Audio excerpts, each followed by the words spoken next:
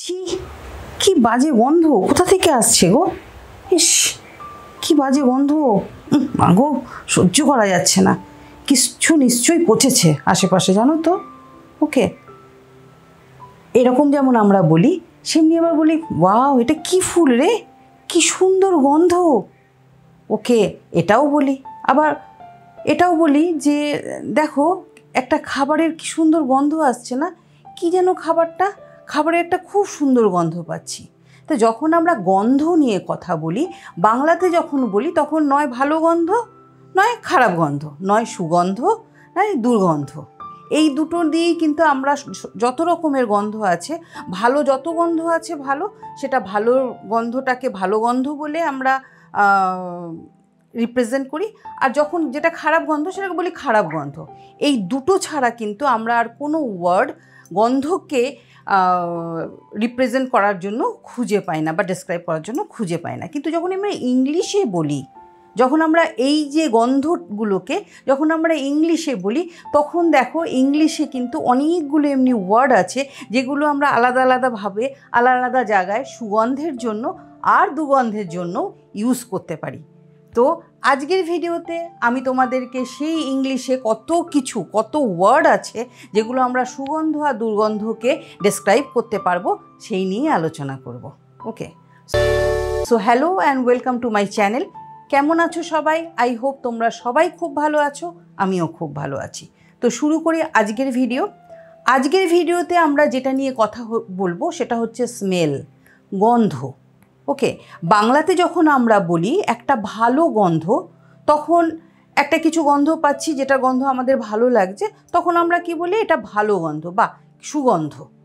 আবার একটা কিছু পচে রয়েছে ঘরের মধ্যে বা রাস্তাতে বা ডাস্টবিন থেকে কোনো বাজে একটা গন্ধ আসছে, তবে ইস, কি দুর্গন্ধ। কিন্তু যখন আমরা এটা ইংলিশে যখন আমরা এক্সপ্রেস করি এই গন্ধগুলোকে, তখন কিন্তু আমরা শুধু এই দুটো ওয়ার্ডের মধ্যেই সীমিত থাকি না। তার জন্য কিন্তু আমরা অনেক রকম গন্ধ জন্য যে ওয়ার্ডগুলো, আমরা অনেক রকম ওয়ার্ড ইউজ করতে পারি, সেগুলোই আজকের এই ভিডিওতে আলোচনা করব। তো দেখো সবাই, আর খুব মজার এই ভিডিওটা, তোমরা অনেক কিছু শিখতে পারবে, এটা আমার গ্যারান্টি। ওকে, তো স্টার্ট করছি। দেখো, সবচেয়ে প্রথমে যেটা আমি বলবো সেটা হচ্ছে, যখন আমরা কোনো গন্ধ নিয়ে কথা বলি, প্রথমে দেখতে হবে গন্ধের ইংলিশ কী। প্রথমে গন্ধের ইংলিশ হচ্ছে স্মেল। এবারে যখন তুমি কোনো কিছুর গন্ধ নিয়ে কথা বলবে, যখন ভালো গন্ধকে বলবে গুড স্মেল, বাজে গন্ধকে বলবে ব্যাড স্মেল। ওকে, যখন ভালো গন্ধ গুড স্মেল হয়ে গেল, বাজে গন্ধ ব্যাড স্মেল হয়ে গেল। কিন্তু যখন আমরা মনে করো পার্টিকুলার জায়গার কথা বলব, মনে করো আমরা একটা খাবারের কথা বলছি, মনে করো একটা খাবার আমাদের সামনে এসছে আর সেটা থেকে খুব ভালো একটা গন্ধ পাচ্ছি, তখন আমরা কি বলবো? সেই ফুডের যখন গন্ধটাকে আমরা এক্সপ্রেস করব ফ্লেভার দিয়ে, ফ্লেভার অফ দ্য ফুড। ওকে, মানে খাবার গন্ধ। তো এনি খাবারের গন্ধ কিন্তু আমরা বলতে পারি ফ্লেভার। তো একটা তুমি নতুন ওয়ার্ড পেলে, ফ্লেভার। ওকে, নেক্সট দেখো, মনে করো একটা ফুল, জাসমিন হতে পারে, যে কোনো ফুল, মোস্টলি ফুলেরই খুব ভালো গন্ধ হয়। যখন আমরা ফুলের গন্ধ নিয়ে আলোচনা করব, তখন আমরা কিন্তু আর ফ্লেভার বলবো না, ওটা কিন্তু ফুডের জন্য ইউজ হয়েছে। তখন আমরা কি বলবো? ফ্র্যাগন্যান্স, অ্যারোমা। এই দুটোই ওয়ার্ড কিন্তু আমরা ফুলের ভালো গন্ধের জন্য ইউজ করতে পারি। ওকে, এবারে মনে করো একটা দুর্গন্ধ আসছে কোথা থেকে। ওকে, দুর্গন্ধ আসছে, স্টিঙ্কিং, একটা বাজে গন্ধ। মনে করো একটা কোনো কিছু থেকে তোমরা কোনো রাস্তা দিয়ে যাচ্ছি আমরা, বা মনে করো কোনো একটা জায়গায় ডাস্টবিন আছে বা সেটা কভার আছে, বাট সামহাউ ওখান থেকে একটা বাজে গন্ধ পাচ্ছি। সেই বাজে গন্ধটাকে ডেসক্রাইব করতে কিন্তু আমরা ওয়ার্ডটা ইউজ করতে পারি স্টিঙ্ক। ওকে, এবারে দেখো নেক্সট কীরকম একটা আমি বলছি, সেটা যে নেক্সট দেখো, যে মনে করো আমরা কোনো পারফিউম ইউজ করেছি বা পাউডার ইউজ করেছি, খুব সুন্দর গন্ধ হতেই পারে। ওকে, যখন আমরা পাউডার বা পারফিউম ইউজ করব, সেটার ভালো গন্ধকে কিন্তু আমরা না ফ্লেভার বলবো, না আমরা স্টিঙ্ক বলবো, না আমরা অ্যারোমা বলবো। তখন কিন্তু আমরা মানে মোস্ট অ্যাপ্রোপ্রিয়েট কী হবে? সেন্ট। ওকে, তো আমরা দেখো কত কিছুর জন্য কতগুলো ওয়ার্ড ইউজ করলাম। বাংলাতে যেমন শুধু সুগন্ধ আর দুর্গন্ধ আছে, কিন্তু ইংলিশে যখন আমরা কথা বলছি তখন কিন্তু দেখো আমরা খাবারের গন্ধের জন্য কি বলছি? ফ্লেভার। ফুলের গন্ধের জন্য কি বলছি? অ্যারোমা বলতে পারি। আবার কি বলছি? ফ্র্যাগন্যান্স। পারফিউমের গন্ধের জন্য কি বলছি? পারফিউম। পাউডার একটা গন্ধের জন্য কি বলছি? সেন্ট। ওকে, একটা খুব বাজে গন্ধের জন্য আমরা কি বলছি? স্টিঙ্ক। ওকে, এবারে মনে করো কারোর গা থেকে বাজে গন্ধ বেরোচ্ছে, বলতে তোমাদের মনে হবে যে ম্যাম কীরকম, কিন্তু রিয়েলি আমরা যখন রাস্তা দিয়ে যাই, যখন আমরা কোথাও কারোর সাথে অনেক ভিড়ে ট্রাভেল করি বা করি, আমরা কারোর বডি থেকেও কিন্তু বাজে গন্ধ পাই। সেটাকে কি আমরা বলবো? Body order. ওকে, দেখো তোমরা অনেকেই দেখেছো যে অনেকে ডিওডোরেন্ট ইউজ করে গরমকালে, বিশেষ করে যখন আমরা খুব ঘামছি তখন করি, তখন ডিওডোরেন্ট। তো এই যে বডি থেকে যে বাজে গন্ধ হয় সেটাকে বলা হয় ওডার। ডিওডোরেন্ট মানে ডিওডোরেন্টটা কী করছে? গন্ধটাকে ম্যানেজ করছে। তো দেখো আমরা আজকের কতগুলো কথা পেলাম। আজকে আমরা কতগুলো ওয়ার্ড পেলাম শুধু একমাত্র গন্ধের জন্য, যেটা বাংলাতে আমরা কিন্তু পাই না। দেখো প্রথমেই গন্ধের ইংলিশ হচ্ছে স্মেল, হয়ে গেল ফার্স্ট। সেকেন্ড হচ্ছে যদি আমরা বলি গায়ের গন্ধ, বডি ওডার। যখন আমরা বলবো গায়ের গন্ধ তখন আমরা কি বলবো? Body order. সেকেন্ড যখন আমরা বলবো ফুলের গন্ধ তখন আমরা কি বলবো? ফ্র্যাগন্যান্স বা অ্যারোমা। ওকে, ফ্র্যাগন্যান্স বা অ্যারোমা।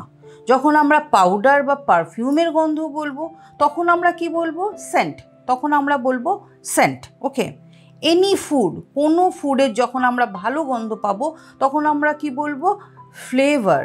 তখন আমরা কি বলবো? ফ্লেভার। ওকে, দেন বাজে গন্ধ, একদমই বিচ্ছিরি কোনো কিছু পচে গেছে, তো সেটার থেকে যখন গন্ধ আসবে তখন আমরা ইউজ করব স্টিঙ্ক।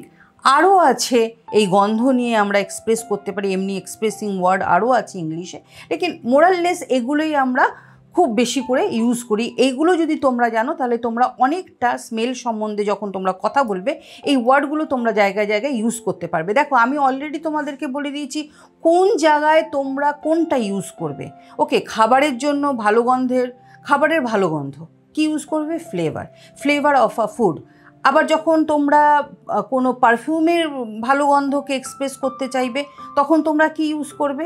ভালো গন্ধ পারফিউমের সেন্ট। ওকে, সেমনি মনে করো ফুলের গন্ধ, কোনো একটা ভালো ফুলের গন্ধ খুব সুন্দর, যেমন জাসমিন। আমার ফেভারিট ফ্লেভার হচ্ছে জাসমিন, আমার খুব ভালো লাগে জাসমিনের স্মেলটা, তখন আমি কি বলবো? ফ্র্যাগন্যান্স। জাসমিনের ফ্র্যাগন্যান্স আই লাইক। ওকে, সেমনি বাজে গন্ধ অবভিয়াসলি স্টিঙ্ক ইউজ করতে পারো। এইবারে তো আমি এগুলোর ওয়ার্ড তোমাদেরকে বললাম, এবারে আমি তোমাদেরকে এই সব ওয়ার্ড, যতগুলো ওয়ার্ড আমি স্মেলের জন্য ইউজ করলাম সেই সবগুলোতে একটা একটা করে সেন্টেন্স আমি তোমাদেরকে বলবো। ওকে, সেই সেন্টেন্সগুলো দিয়ে তোমরা সেই সেন্টেন্সের রেফারেন্স নিয়ে তোমরা আরও অনেক সেন্টেন্স বানাতে পারবে। এবং শুধু বানালেই হবে না যে আমি ঠিক আছে আমি একটা সেন্টেন্স বানিয়ে নিলাম, আমি বুঝে গেলাম আর আমি বলতে আমি এটা বুঝতে পেরে গেছি, সেটা যতক্ষণ না তুমি বলে প্র্যাকটিস করবে বা ঠিক জায়গায় ইউজ করবে ততক্ষণ পর্যন্ত কিন্তু এটা যে আমি ভিডিওটা বানালাম কষ্ট করে তার কিন্তু সার্থকতা হবে না। সার্থকতা আমার তখনই হবে যখন এই ওয়ার্ডগুলো শিখে তোমরা এগুলো কারোর সাথে ঠিক অ্যাপ্রোপ্রিয়েট জায়গায় ইউজ করতে পারবে। এবার আমি একটা একটা করে সেন্টেন্স বলছি যে ওয়ার্ডগুলো স্মেলের জন্য আমি ইউজ করলাম তার নিয়ে। ফার্স্ট আমি বলবো ফ্র্যাগন্যান্স। I love the fragrance of jasmine flowers in the evening. সন্ধেবেলায় জাসমিনের যে ফ্র্যাগনেন্সটা হয়, যে গন্ধটা হয়, সেটা আমার খুব ভালো লাগে। আর একবার বলছি, I love the fragrance of the jasmine flower in the evening. বুঝতে পেরে গেছো? এবারে নেক্সট হচ্ছে অ্যারোমা। এবার অ্যারোমা নিয়ে যখন আমি বলবো একটা সেন্টেন্স, আমি সিম্পল এটা বলতে পারি, I love the aroma of the flower. I love the aroma of the flower. Okay, next হচ্ছে scent. She applied a perfume with a sweet scent.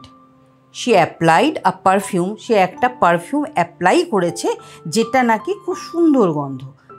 She applied a perfume with a sweet scent, যেটা থেকে একটা খুব মিষ্টি গন্ধ বেরোচ্ছে। ওকে, stink, বাজে গন্ধ।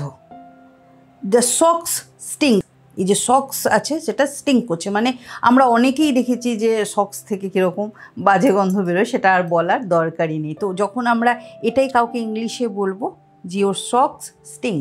ওকে, flavour, I like the flavour of the chocolate, I like the flavour of the chocolate.